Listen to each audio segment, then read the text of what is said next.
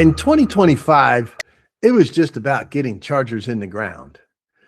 But in 2026, it's time to start making those chargers work harder for your bottom line. Welcome to another episode of EV Charging Minute.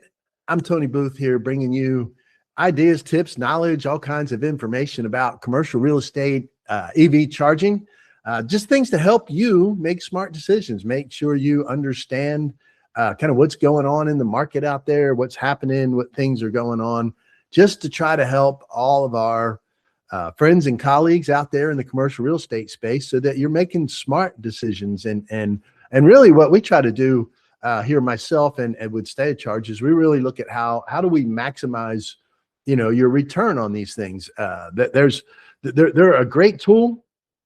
They are fantastic. They have some great things. They also can be draining and a pain in the butt. So, and if you don't know what you're doing and understand to ask the right questions, that's what happens and you get stuck. And so that's what we're here for, to try to help educate. Because like any new industry, a lot of people out there telling you a whole lot of stuff. Some of that's just as crazy as I can imagine. And some of it's very honest. And so we try to sift through the noise here and help you out. Anyway, so today we're going to talk a little bit about what's happening in 2026. What are kind of the changes that are really impacting things? What's a little bit staying the same, and things like that, and really kind of what to prepare for and what to think about, because depending on where you are in your journey in EV charging, if you have properties that already have charging, you hear this stuff and we get this a lot. Talking to people, they're like, oh, I knew, things were going to change. I knew not to jump in early and make the mistake of buying these chargers. And now what are they, obsolete now? And, things like that. So before you get too scared about that, if you've worked with a good company, they've got you covered. L2 side is really not a big deal. Even on the DC side, yeah, we got some, there's things changing, but for the most part, people are doing a good job at being able to upgrade. Except for a few things. But anyway, let's move on. We're focused today on the changes that have happened, the things that are really solidified for 2026 that you need to pay attention to. We're going to talk about the hardware. That's the charger, the plugs, the things like that. We're going to talk a little bit about software and technology. And we're going to wrap it up with kind of the regulatory and some of the things there on the financial side of things, so that we can wrap this all up and what to really pay attention to in 2026, because there is a lot of buzz about different things, and people, as always, are going to try to tell you certain things are super important or things that are not important that are. So we want to help you out with that. So starting out on the hardware side, biggest thing that happened over the last year and a half, and we've talked about this a couple times, is the connector, that plug that goes into the car. Mainly for the DC fast charging side, as I'll explain, but it's the overall standard that we're going to use. Prior to now, you had what they call a CCS1 for a DC fast charging. You had J1772 for the level 2 charging, and those two, the CCS1 looked like a J1772 plug with two big power cords kind of below it. So it was a circle with a little kind of thing on the bottom there. That was the two different standards, SAE standards, that were used by a lot of manufacturers outside of Tesla. Tesla had their system called NACS, the North American Charging Standard. We have now seen that NACS is the clear winner in this decision, right? They are the winner. Many of your US manufacturers are now starting, new cars are going to be rolling out with the NACS plug in them, not the CCS plugs. Everything pretty much is going to NACS. So we know now, right? That's the connector win. We know we're going NACS connectors. So what does that mean when it comes to your charging system? And it has different various things, right? So, and we're going to look at that from a DC and a level 2 side. And also, if you were to today put all NACS cables in, guess what? You're going to cut some people out that don't have NACS plugs. and may not have, the adapters. So we got to make sure we're, kind of paying attention to all this.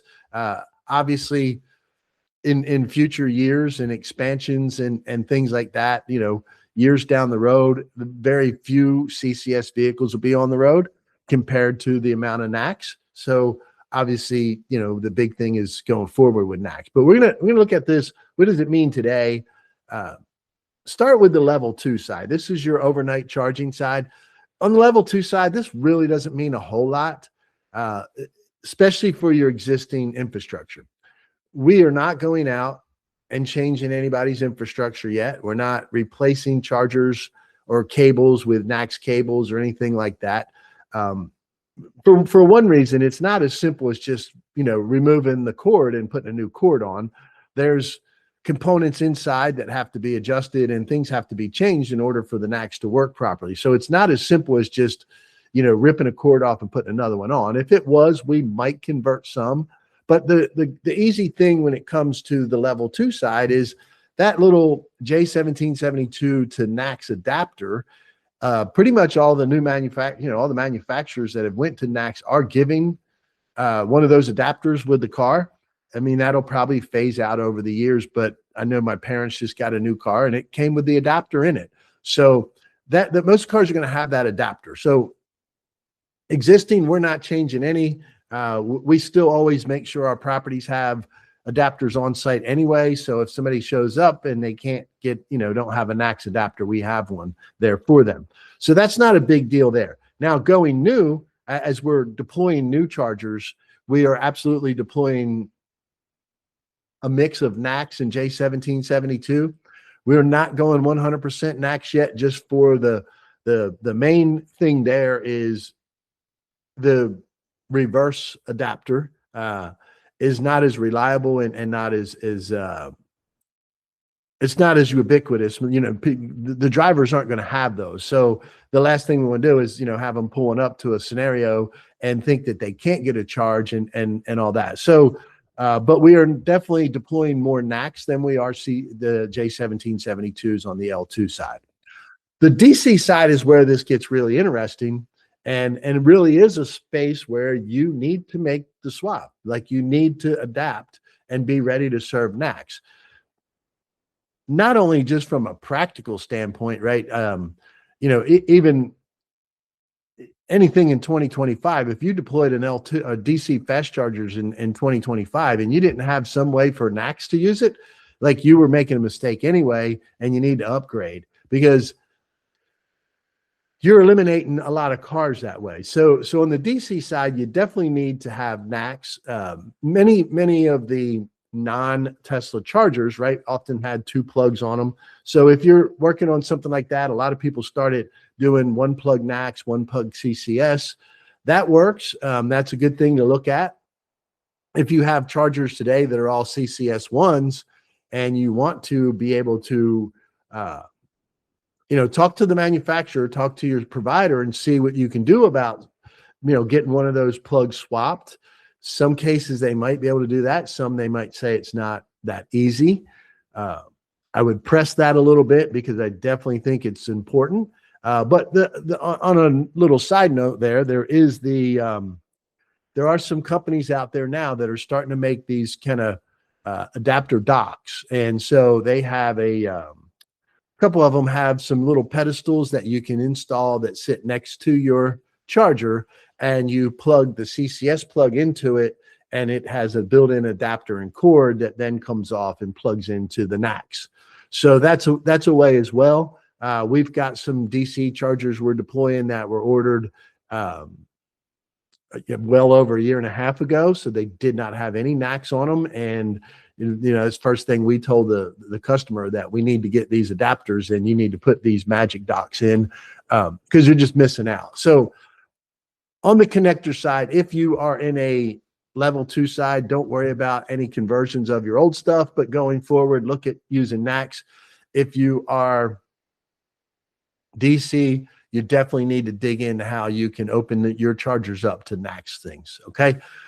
So hardware, let's talk about other changes on the hardware side aside from the connector, right? You got your connector, that's part of the hardware, and then you got your charger itself, part of the hardware. So not a huge changes here, not major stuff. On the level 2 side, there's very little changes. Again, level 2 is just a fancy safety switch, so you're never going to see a whole lot of changing there, other than being able to put more amperage out. That's really the only thing, the only variable that can happen there is how much amperage can go through the machine and into the vehicle, because that's really all they are, is a fancy switch. What you will see happening this year on the level 2 side is you will start to see some pricing. I think it'll kind of level out, right? Where we thought it would be by now, typically some of your hardware costs would start coming down, but with just some changes and things, the drive down has also went up a little bit. You'll still, I think you're going to see by the end of the year, though, the prices will start to come down. They've definitely stabilized and began to come down a little bit. I think you'll continue to see that drop later in the year, but not significant. Like it's not, you're not going to see a charger go from a $1,200 charger down to $600 anytime soon. Kind of like anything electronic, right? You remember the old big LED TVs, right? The big flat screen TVs when they first came out were thousands and thousands of dollars, and now they're on sale for $200. You're not going to see that drastic yet. You will over time. Eventually, that hardware does come down, as it always does. Don't expect a big drop this year. I wouldn't expect a huge drop into 27 either. There's got to be a little bit of movement on a few different things on the L2 side before you see those get much cheaper. I mean, the truth is, if you're not looking for something that's sturdy, you can find L2 chargers on Amazon for a few $100s. They won't last you long. They don't work in a commercial environment, but I don't see the commercial environment getting down to a $400 level, only because the components just won't hold up. It would become a throwaway, and you're going to spend more hiring an electrician every 6 to 8 months to come out and replace the dangling thing than it is that you'd save in those cheaper units. So hardware on the L2 side, just make sure you're buying quality stuff. Now, on the DC side, what's happening in the hardware space is we are getting faster rates. Like we are getting higher charge rates. Some of the vehicles are, being able to accept higher charge rates. We're seeing some good changes in how we're managing temperature and thermal stuff, so that these charge rates are getting higher, and the vehicles are starting to be able to take higher kilowatt charging, which means faster charging.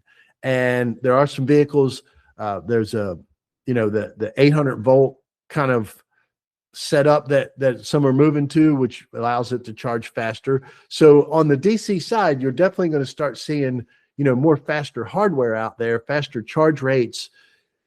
And that is a big thing to pay attention to, because we want to make sure that we're matching, as we always say, those dwell times. And obviously, if you are in that space of, I'm capturing that driver that's going to typically pull into a gas station and grab some gas, a snack, and go. If that's your market, then you really need to pay attention to where these faster chargers are and what's happening there, because you're going to get more draw, right? Like if you're advertised, if people are looking up your chargers and they see that you're, version 4 with 350 kW, you're going to get more traffic. You're going to get more demand out of that. So you definitely want to pay attention to that. The one thing that'll help too is as the faster chargers get out there, right? There's more chargers in the lower range and more flexibility and probably better pricing down in that mid range of DC charging for helping in those locations with longer dwell times. That's the next thing I was going to kind of touch on here. Higher charge rates, but the other thing that we are seeing is a larger selection of chargers in that mid range option. And this is important, and I've been saying this for several years to all the manufacturers we work with.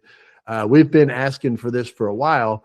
I've been looking for the 30, 40, 60 kW DC chargers uh, to get into a more reasonable price range, because these make a lot of sense at the right locations.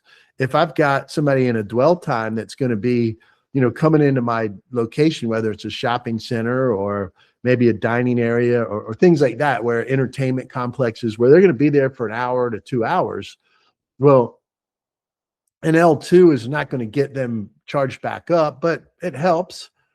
What really would work in those scenarios are these 40, 60 kW type units, because if they're cost effective enough, they almost become like an L2 out there, and they now let drivers get charged up before they leave. And that's going to be important, not so much this year or next, but in the future, it's going to be really important when you start seeing price differentiation based on charging speed and things like that. We see a little bit of that now, but eventually that's all going to move in. It's all going to be there. So pay attention, to based on your dwell times and things like that. You don't necessarily need to have that highest charge rate. So that's the other thing on the hardware side, making sure that realizing that there are some more options coming out there. The other little piece that's happening on the hardware side that, pay attention to, but it's not like going to be prolific on the horizon, and that's the V2G, easy for anybody to say there. The vehicle to grid stuff is definitely more and more cars are coming out with that capability. So that's moving somewhere. It's not going to be, we're not going to see programs from utility companies, ubiquitous, where they're paying you to take, power out of your vehicles that are charging anytime, real soon, but it's all coming. So it's stuff to pay attention to, so that if you're building out your solution, you know what's going on. So as far as this year, what to pay attention to, some action items on this hardware side, know that NACS is the connector, NACS, National North American Charging Standard. That is the connector from now on going forward. Make sure you're ready for it. From a charger hardware side, when you're buying those, when you're looking at those, make sure you're OCPP 2.0 compatible and ISO 15118. Those are the two things where everything's moving, and that's gonna kind of really impact some of the things we're going to talk about in a minute on the software and technology side of things. So you want to make sure your hardware is ready for that stuff. If you're not, you don't have the vehicle to grid, you don't have the plug to charge, you don't have those things. So make sure your hardware is ready for that stuff. All right, moving on to the software and kind of the technology side of things. Some obviously everything these days has AI thrown in it. So what's AI doing in the charging space? Because it is playing there. But we're going to start with the whole app fatigue and payment options. Okay, we've been talking for years about, everybody hates that you have to download different apps for different networks. And, there's different solutions for that. You have things like Charge Hub that integrate a bunch of them. You have some interconnectivity standards out there that allow these different things to talk. All good stuff. It's all getting a little better, but it's still complicated. And I'll tell you, from understanding from a CPO point, one thing that we've learned through the years is the integration stuff is nice, but it's not always obvious to people. So some people, will be using a charger that's not on the network of the app that they're using, but they don't know how to, and the help may not be readily available. So, so that happens a little bit, which actually in the long run, we're okay with it. It'll move to some things, but it's kind of funny. We something we had to do at our side is we're integrated with Charge Hub, and so that means 20 some other networks or whatever it is today. I don't know exactly, but people can use our mobile app and go use these other chargers. So what we had happen sometimes is we started to have happen is people calling in because they're using our app, so they're calling our help desk, asking questions and saying, hey, I'm having trouble using this charger. And our team was, walking through our normal triage and saying, okay, well, what's the problem? And then getting a charger number and everything. And they weren't our chargers. And so we had to start learning a little bit more and educating our help desk about some other companies' chargers and at least getting some information to help these people out so that we could at least get them to identify them. We had some where they couldn't even figure out whose charger they were plugged into, so we couldn't even get them help as to how to work it. So so that's a thing that's out there, but more so on the app fatigue side and payment option things. What's really going to change in 2026, it's coming down and we've been working on it, is the plug to charge concept. That's where you just pull up to the charger, plug into the car, and the plug and the car communicate with each other, do the identification, the authentication, and everything just happens without opening an app, without pressing start, without doing any of that stuff. Okay. This is the way Tesla works. Okay. And this is what everybody's always, people always talk about. I want it to work like it does when I go to my Tesla charger. Well, one thing that people do forget, and one thing to clarify here, because everybody says, oh, plug to charge is great. Well, you still need an app. Okay. You still need a registration of some point. It's not like tapping a credit card. There's still any of you that drive a Tesla, you say, you forget that you had to put a credit card in the app. You had to get the Tesla app to operate your car, and you had to put a credit card in there so they can use the supercharging. It's the same thing with any network that's going to be out there, right? Somewhere along the line, you have to have an account. You have to have a credit card assigned to that account, and your VIN number has to be assigned to that whole account profile, because that's the only way we can figure out who you are to charge you. So there will always be some type of registration in app when it comes to the plug to charge stuff. So that's one thing that's out there that's, it's definitely moving in that direction. Still taking some time for that to really get all the way down to like the level 2 side. It's not as simple, on a programming side, on the L2 side. So companies are working on it. They're getting there. You'll see that come out.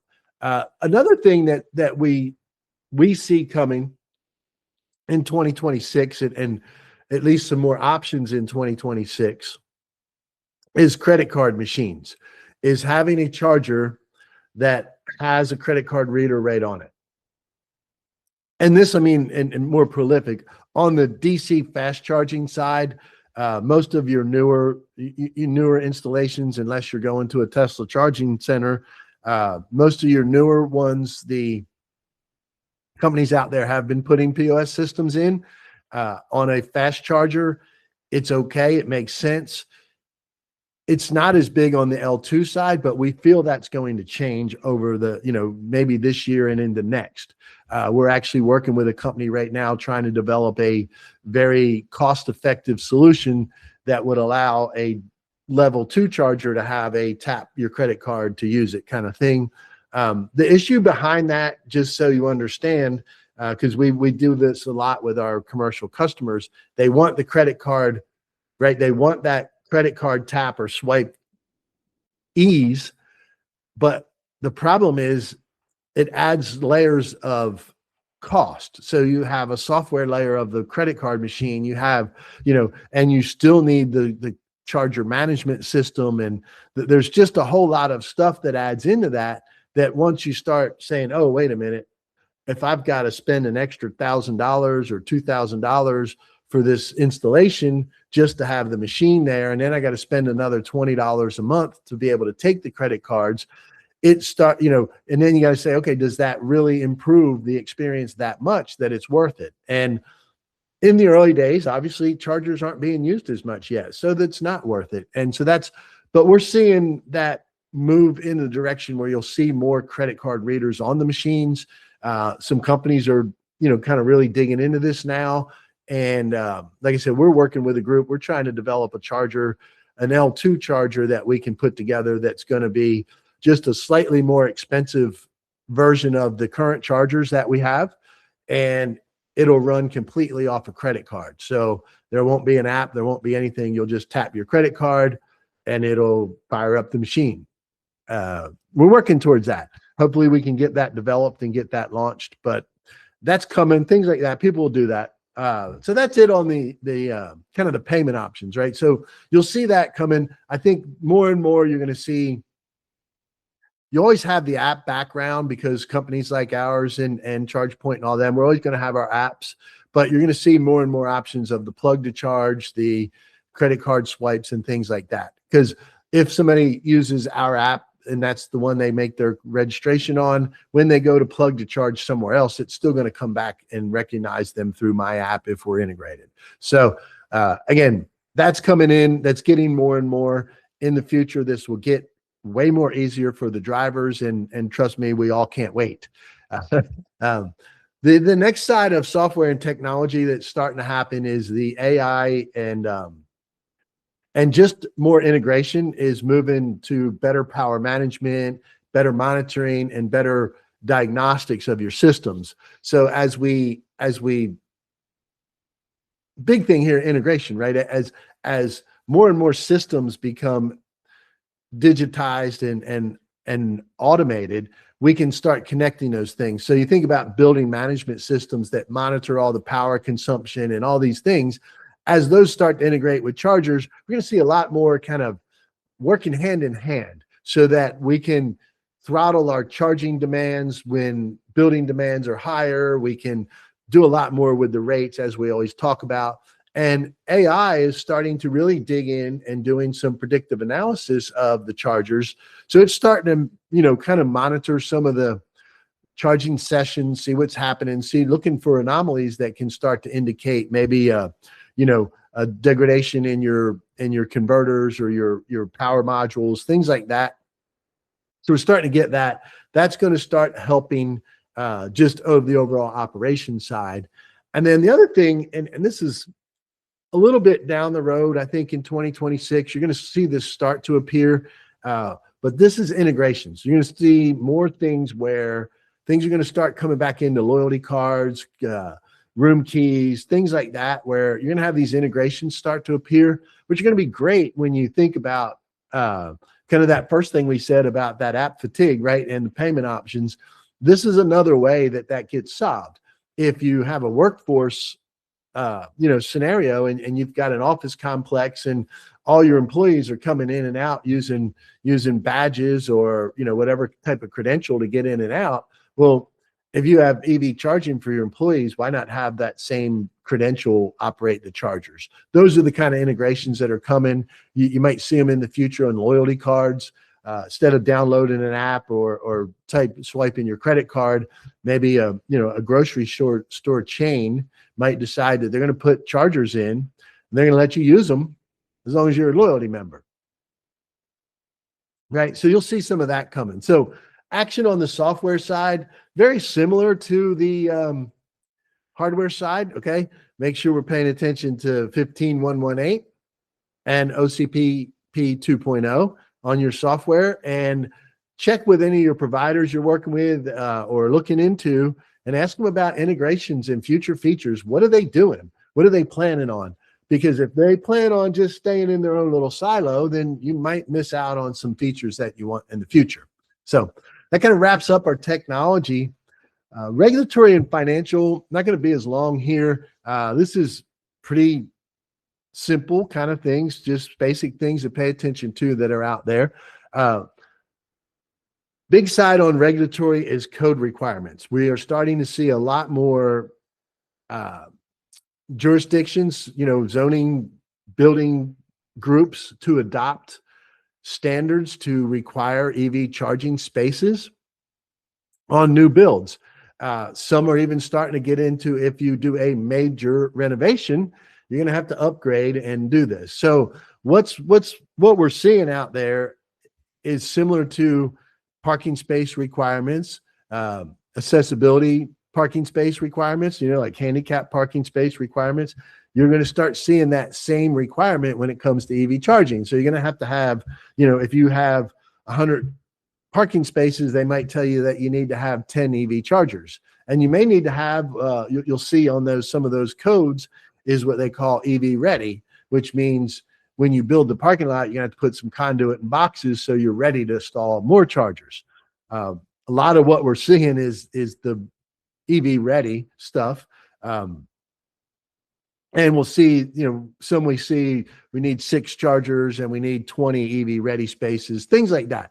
So those things are coming. So you want to make sure that you understand that as that your engineers and that kind of stuff. The other big thing that's happening and being adopted more in a regulatory side is the right to charge laws. So various states more and more states keep adding on the right to charge. This really impacts multifamily, condo complexes, apartment complexes, things like that. This is basically the background of this law is if I have a residence and in a scenario where multifamily, like a condo where I own my unit, but the HOA or the association owns the rest of it, or the management company, those states are saying that I have the right to put a charger in and you can't stop me. Okay. So you have to give me the ability to put a charger in if I want to do it. Doesn't mean you have to pay for it. Doesn't mean you have to put them in for me, but I have to have the ability to do that. So that creates a couple little problems that you need to pay attention to. And we'll do some podcasts on that again. I think I've talked about that in the past, but it can have a huge impact because if you're not planning for this and your state adopts a right to charge law, then that means that resident that lives in your place can say, hey, I'm putting a charger in. And, there's some back and forth there, but eventually you can't stop them and they can hire whoever, put whatever they want in. That can be a big impact on your site if you're not planning. So we recommend that you pay attention, plan for that, but you'll see more and more of that coming out there. Check into that. And the last thing on the code side that we think may happen this year is an update to the accessibility rules associated with EV charging. So right now they have some good rules, but they're not fully mandates yet. There's a lot of stuff in there that probably does need some adjustment. There's some stuff that we hope they don't get too overburdensome when it comes to the level 2 side. Obviously we want everything accessible and all that, but it's got to be done in reason. So that's coming out probably later this year as well. So hopefully that we'll see that down the thing. So that's kind of it on the code requirement side. A few little other things that we're seeing kind of in this financial and regulatory side. Insurance. Of course, you can't, you wouldn't expect the insurance companies to stay out of this game, right? They're going to say something, especially if you have indoor parking and things like that. You might start to see audits around whether you have EV charging and what your plans are there. So pay attention to your insurance. They're going to jump in. We'll see them moving in more and starting to write up some things of what's required if you have EV charging. We recommend that everybody that if you have EV charging, make sure you've contacted your agent and they've contacted your carrier to say that you do have EV chargers, to make sure there's not some exclusion there. Because the last thing you want to do is have something happen and then it get blamed on you because you had the EV chargers and then your insurance company say, oh, sorry. So make sure you're paying attention to that, checking on that. And then this is probably a small percentage of people, but there are some areas that are stepping up on some reporting and carbon requirements, right? Like there's these areas that are, setting out to be these zero carbon zones or whatever the different things are. And they're going to start requiring more oversight on what you're doing if you have EV chargers. So make sure you're checking on that as well.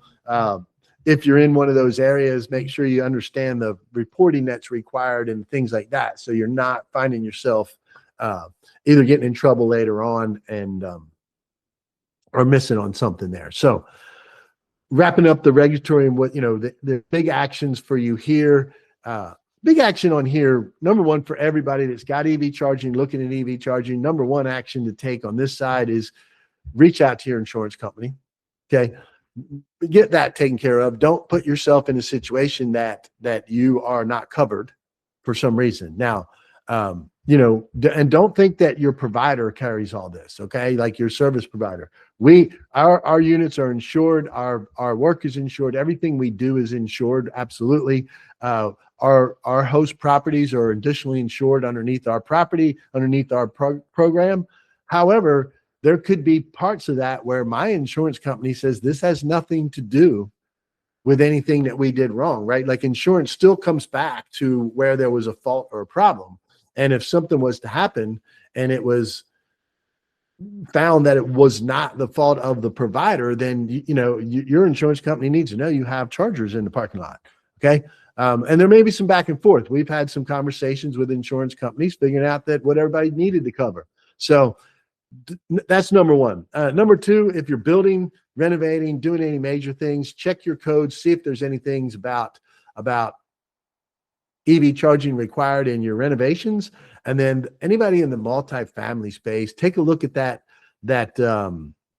right to charge stuff and look in our archives. We've done a podcast on it.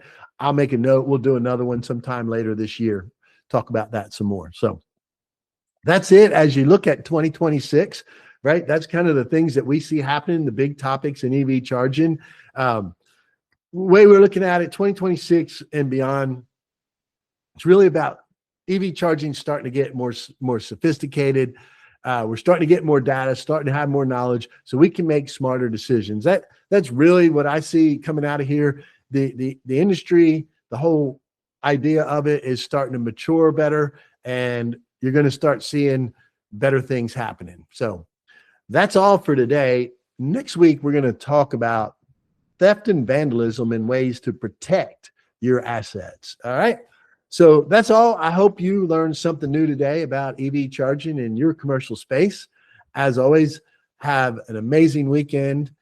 And don't forget to subscribe, share this stuff, get it out there, help us build a nice community here and help us keep going. But enjoy your weekend, and we'll see you next Friday.